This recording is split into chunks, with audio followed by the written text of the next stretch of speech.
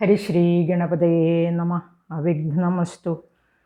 ഓം നമോ ഭഗവതേ വാസുദേവായ. ശുക്ലാംബരധരം വിഷ്ണും ശശിവർണം ചതുർഭുജം പ്രസന്നവദനം ധ്യായേത് സർവവിഘ്നോപശാന്തയേ. കൃഷ്ണായ വാസുദേവായ ഹരേ പരമാത്മനെ പ്രണതക്ലേശനാശായ ഗോവിന്ദായ നമോ നമഃ. ഭഗവാനെ കൃഷ്ണ, ഗുരുവായൂരപ്പ, എല്ലാവർക്കും, എല്ലാ സജ്ജനങ്ങൾക്കും എൻ്റെ വിനീത നമസ്കാരം. നമ്മളിന്ന് 15-ാം ദശകം, കപിലോപദേശം എന്ന 15-ാം ദശകത്തിലെ 1-ാം ശ്ലോകമാണ് നോക്കാൻ പോകുന്നത്. ഭാഗവതം തൃതീയ സ്കന്ധാവസാനത്തിൽ, അതായത് 3-ാം സ്കന്ധത്തിൻ്റെ അവസാനം 25 മുതൽ 33 വരെ 9 അധ്യായങ്ങളിൽ പ്രതിപാദിച്ച കപിലോപദേശത്തിൻ്റെ സാരാംശമാണ് ഈ ദശകം. ഓരോ ശ്ലോകം കൊണ്ട് ഓരോ അധ്യായം സംഗ്രഹിച്ചിരിക്കുകയാണ്.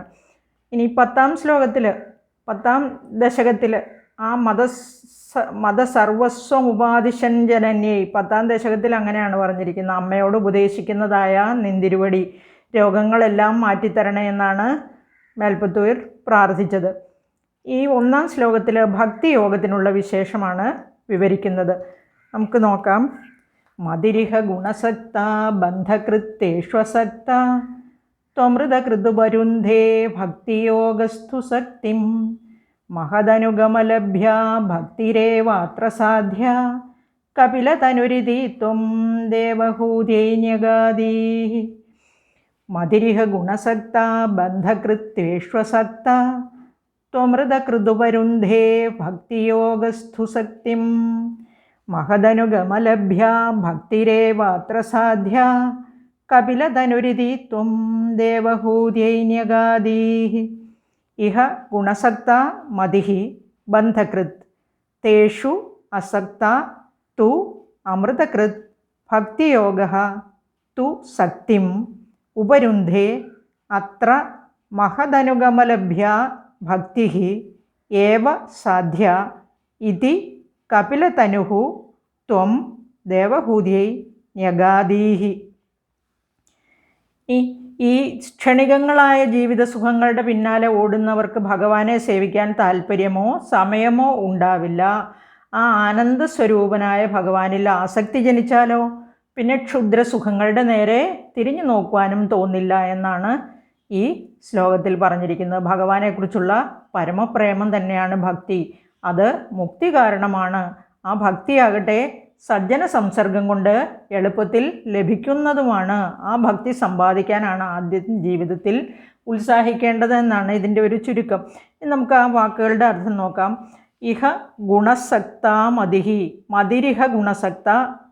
ഈ ലോകത്തിൽ സുഖവിഷയങ്ങളിൽ ആസക്തി ഉണ്ടാകുമ്പോൾ, അതായത് ഈ ലോകത്തിൽ സുഖവിഷയങ്ങളിൽ ആസക്തി ഉണ്ടായാൽ, മതിഹി ബുദ്ധി, മതി ബുദ്ധിയാണ് അത്, തേഷു ആ സംസാരബന്ധത്തിന് കാരണമാകുന്നു. സംസാരബന്ധം എന്ന് ഉദ്ദേശിക്കുന്നത് പുത്രൻ, മിത്രം, കളത്രം അങ്ങനെയുള്ള ലൗകിക സുഖങ്ങളെയാണ് ഉദ്ദേശിച്ചിരിക്കുന്നത് സംസാരബന്ധം കൊണ്ട്. തേഷു അസക്ത, അവയിൽ ആസക്തി ഇല്ല എന്ന് വന്നാൽ തു അമൃതകൃത്, മോക്ഷത്തിന് കാരണമായി, ഇവിടെ അമൃതം എന്ന് പറഞ്ഞിരിക്കുന്ന മോക്ഷത്തിന് കാരണമായി ഭവിക്കുന്നു എന്നാണ്. ഭക്തിയോഗസ്തു സത്യം, ഈ ഭക്തിയോഗമാകട്ടെ വിഷയാസക്തിയെ ഉപരുന്ധേ, തടയുന്നു. മഹദനുഗമലഭ്യ ഭക്തിരേവ അത്ര സാധ്യ, ഇവിടെ മഹാന്മാരുടെ സംസർഗത്താൽ, അതായത് മഹദനുഗമലഭ്യോ, മഹാന്മാരെ അനുഗമിച്ചാൽ ലഭിക്കുന്നു എന്ന് പറഞ്ഞാൽ അവരുടെ ആ സംസർഗം കൊണ്ട് നമുക്ക് ലഭിക്കുന്നു. ഭക്തി ഏവ സാധ്യ, അവരുടെ ആ സംസർഗം കൊണ്ട് മാത്രമാണ് ഭക്തി ഏവ സാധ്യമാകുന്നത്. ഭക്തി ഒന്ന് മാത്രം സാധ്യമാകും എന്ന് പറഞ്ഞിരിക്കുകയാണ്. അങ്ങനെ ഉണ്ടാകുന്ന ഭക്തി തന്നെയാണ് സമ്പാദിക്കേണ്ടത്. കപില തനുരിതിത്വം ദേവഹൂതൈന്യഗാദി. ഇങ്ങനെ ഇതി കപില തനുഹു, ഇപ്രകാരം ആ കപിലൻ്റെ ശരീരത്തോടു കൂടിയ നിന്തിരുവടി, ഭഗവാനാണ് 10ാമത്തെ പുത്രനായിട്ട് വന്ന് ജനിച്ചിരിക്കുന്നത് സ്വയം, അല്ലേ? അത് പറഞ്ഞിട്ടുണ്ടല്ലേ. കപില തനുരിതിത്വം ദേവഹൂതൈന്യഗാദി. ഇവിടെ മാതാവായ ദേവഹൂതിയോട് ആ കപിലൻ്റെ ശരീരത്തോടു കൂടിയ ഭഗവാൻ പറഞ്ഞു. ഇനി ഇപ്രകാരം ആ കപില വാസുദേവമൂർത്തിയായി അവതരിച്ച അങ്ങ് അമ്മയായ ദേവഹൂതിയെ ഉപദേശിച്ചു. സംസാരബന്ധത്തിനും ആത്മമുക്തിക്കും കാരണം നമ്മുടെ ഓരോരുത്തരുടെയും മനസ്സു തന്നെയാണ്. ആ ആ ആസക്തി ബന്ധങ്ങൾ തമ്മിലുള്ള, അതുപോലെ തന്നെയാണ് ഗുണങ്ങളിലുള്ള ആസക്തി, ആ സാംസാരിക ബന്ധങ്ങളിലുള്ള ആസക്തി ബന്ധങ്ങൾക്ക് കാരണമാകുന്നു. എന്നാൽ ഭഗവാനുള്ള ആസക്തി നമുക്ക് മോക്ഷത്തിന് അല്ലെങ്കിൽ മുക്തിക്ക് കാരണമാകുന്നു എന്നാണ് ഇവിടെ ശ്രീ മേൽപ്പത്തൂർ പറഞ്ഞിരിക്കുന്നത് ഈ 1-ാം ശ്ലോകത്തിൽ. ഇനി നമുക്ക് ഒന്നുകൂടെ ശ്ലോകം നോക്കാം.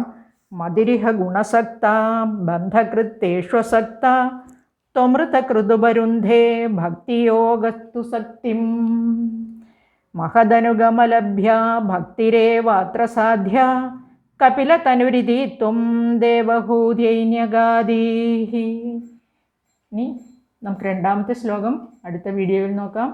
എല്ലാവർക്കും നന്ദി, നമസ്കാരം.